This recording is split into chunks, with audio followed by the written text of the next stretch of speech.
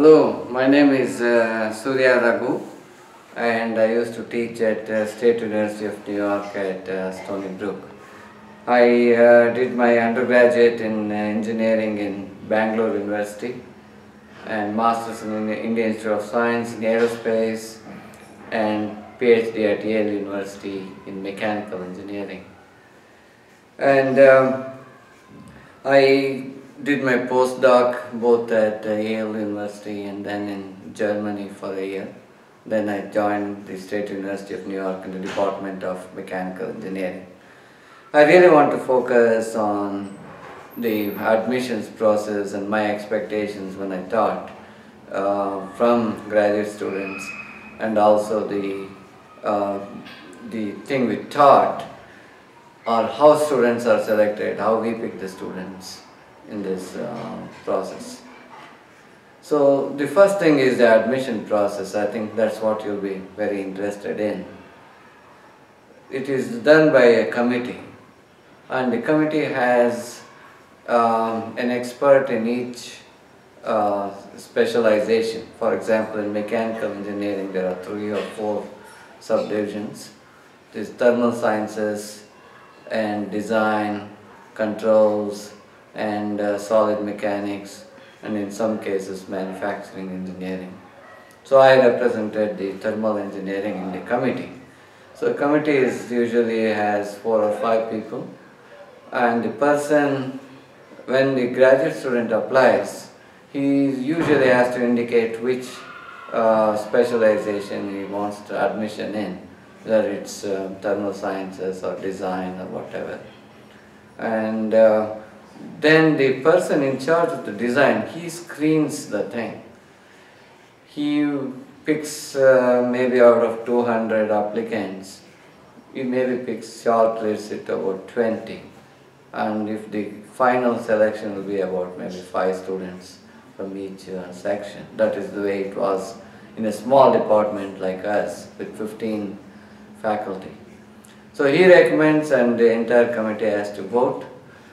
And it's always a package deal. This is a package that you look for in your credentials. Your academic scores, your recommendations, your GRE scores, and your TOEFL.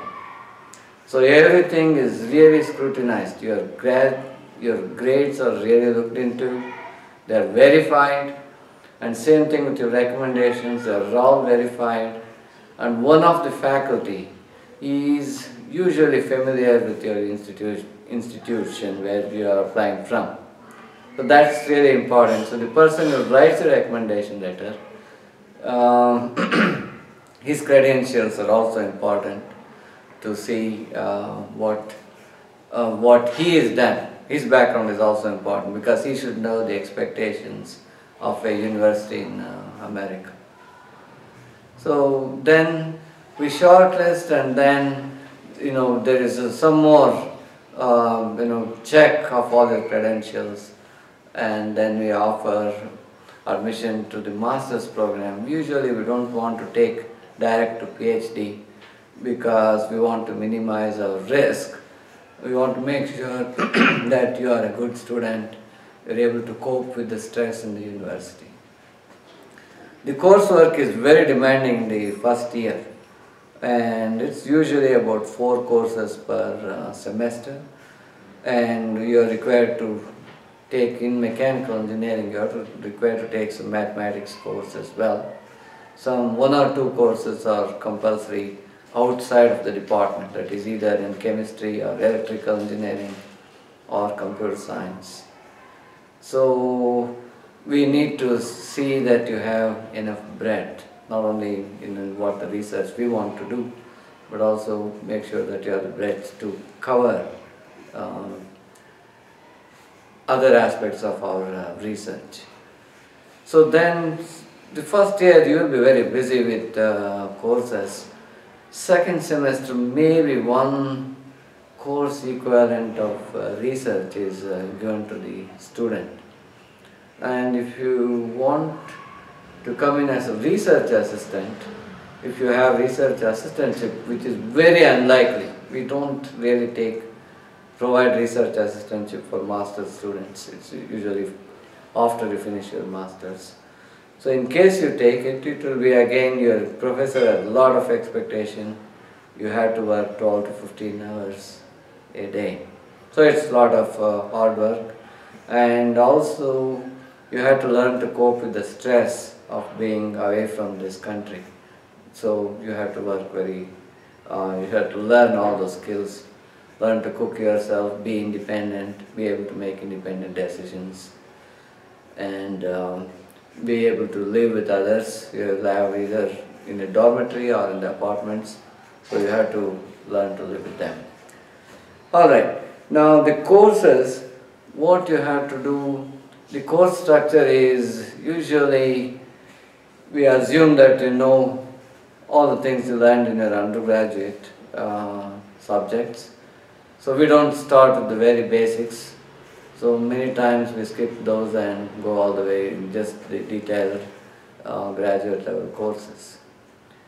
Which means things that you have missed out in undergraduate, things you didn't attend or didn't take, you are expected to learn on your own. Or sit in an undergraduate course at extra time. We don't provide that thing for you. You cannot register for those courses. And it's a lot of homework. I used to give a lot of homework. You have to work hard. Sometimes I allow you to work in groups, sometimes no, you have to do it individually.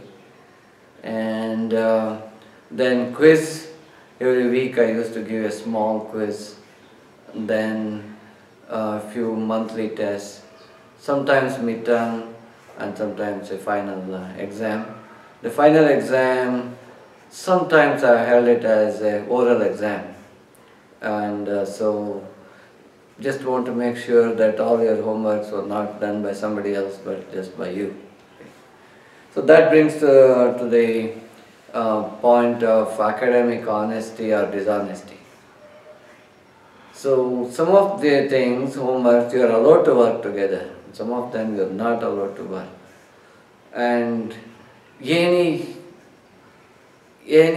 doubt that we get is really verified by us. And this final exam, oral exam, is some way to measure then whether all the homeworks were done by you or not. And if you get any doubt, if you don't do well in the final exam, we go back to all your tests and quizzes and then ask you to explain how you did that. Okay. So please, don't ever try to beat the system. Okay. Don't ever try to beat the system. Learn to do a good job. Work hard, and that's the way you learn things. No dishonesty is allowed. I'm very strict. I was very strict. So were all my colleagues. Academic dishonesty is not allowed. I sent a couple of them back to India. Okay. So please don't ever venture into those things. All right. Funding.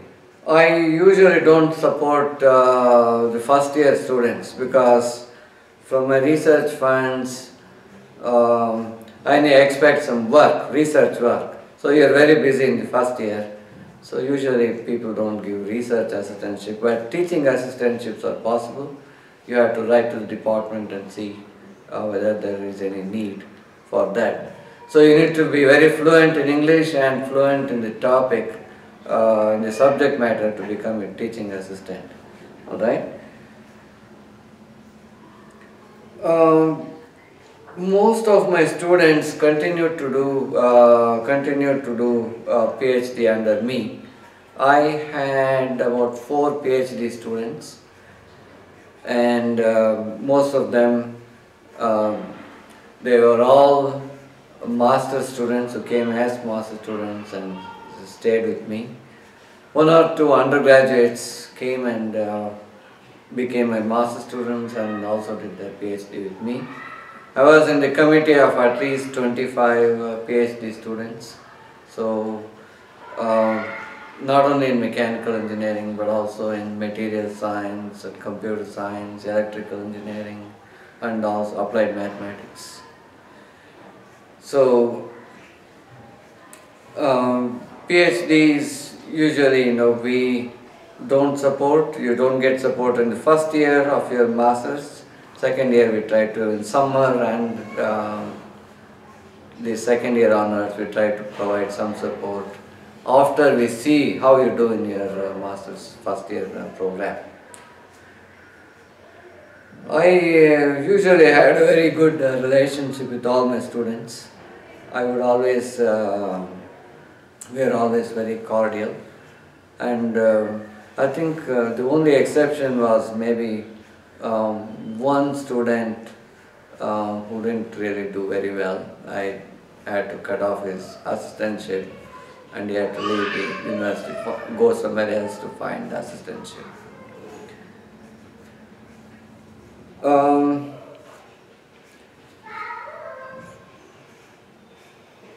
Well, this is, I think, all that I have to say. The main thing I want to stress for students who want to apply from India is you must have a good package of academic credentials, your GRE, and good recommendation letters from people who know you well and also people who are known at the other places. That's the first thing for you. And then try to get a teaching assistantship. Research assistantship, particularly for non-US citizens, is very difficult these days. And I wish you all the best.